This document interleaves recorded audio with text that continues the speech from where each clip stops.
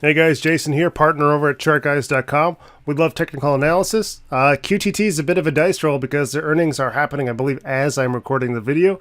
So I ultimately have no idea what's going on.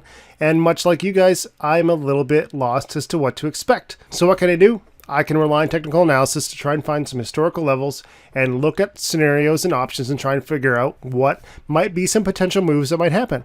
And that's really all we can do when we're waiting for results and price discovery and volatility and all those cool buzzwords to happen while we're trading our favorite things. So right now, QQQ is closed at $5.12. I'm assuming that we're going to see more downside news because we've been trending down. And some of the stuff I've been reading on the sidebar here and on various outlets has been telling me that it's not going to be fantastic news. So let's start with the bottom approach, downside approach, and we will also cover the upside because, again, we don't really know. So daily downtrend, very much intact. We had an area of support here, and then as that dropped, so probably going to be an EQ on one of the smaller term time frames, we lost a key level, dropped, bounced, did not see good daily bounce, and we've been rejecting and trending down from EMA 12 since then. So there is no expectation that that is going to change until it actually does. So we keep relying on this downtrend to provide us with short opportunities potentially, but in the case of most people, we're waiting for a trend change to see if we can start leveraging in and getting into a long position on QTT. So what do we do? Well, I'm going to go back here and I'm going to look at our most recent lows in December and try and find out what the lowest low was. So it looks like this wick is going to be it. $4 psychological. Absolutely beautiful level for us to be trading from. If we get down to $4 psychological, it's almost guaranteed to have a little bit of a bounce, at least a partial trading opportunity. It may not be big, but it's a key level. It's acted at his historical level before. So here's our $4 low. Let's see what our low days were. $4, 404, 410, 401 before moving to the upside. This is ultimately what we would love to see. Coming down, grinding for again before retaking our EMA levels and moving up. So if that happened here, although this is a bit more of an aggressive downtrend, we would love to see that grinding that 4 level, holding it, turning it into support, or at least confirming it as support because it's been support before, retaking our MAs and looking at a long entry position again.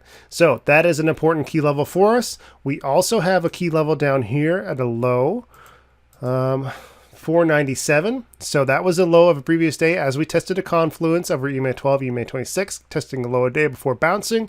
So $4.97.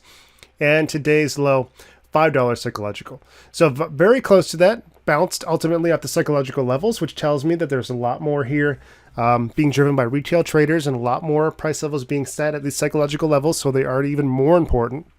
But we can see that we've got 2 levels of support. Historical low day, also $5 psychological. So that is going to be a resistance for us, assuming that we're going to open this area and bounce off, potentially bounce off 4.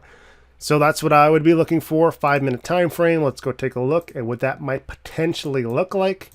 And it looks like we've been seeing some sell-offs early morning. So let's just play pretend. Let's say we're going to open here, sell off, a little bit of a bounce, maybe come down, test. Look for that support, maybe test it a few times before slowly moving back up. That's one potential. Who really knows? But that would be the ideal scenario. So let's go back to our daily time frame. What happens if the inverse takes place and we start to bounce up or we open up, let's say it's $7 psychological. So our EMA 12 is at, our EMA 26 is at 720. It's going to be very close, maybe 710 tomorrow. That is going to be a key level for us, so we'll be watching that. Also, we're going to be looking for some intraday levels to be acting as support and resistance. So let's try and figure out what that might look like. And a lot of this is just playing in speculation at this point, guys, because we don't have that price action in front of us. So what did I say? We open around $7. Let's paint that in. $7 right there. So let's say we open here tomorrow. What do we look for? Well, we know that back here on May 3rd was an important level, our high day resistance, 757. So we'd be watching something like that. And we would keep working our way up, looking for these areas of resistance. There's a key one back here. We spent a lot of time at this level, around $9 psychological. So again, a key level coming into play. And maybe a little bit right over here around 860. So I hope you're kind of seeing how this works. We look at where we are, we look at what's happened historically, and we try to find out when key levels have been changed. Ultimately, QQQ, I really hope it works out perfectly because that would be a good video. First video coming back in a long time doing public TA. Usually I just do it for clients and members of the Chart Guys. But let's have some fun with this. Let's see what QTT does. If it doesn't do anything that I talked about today, we're just going to assess it anyway, see what we missed, and if there was any possible clues that we could have found and utilized, we will review those. But ultimately, earnings are a complete dice roll. We don't know what's going to happen. We have to react.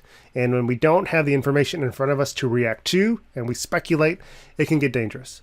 So always a word of caution when playing these high-risk earnings plays.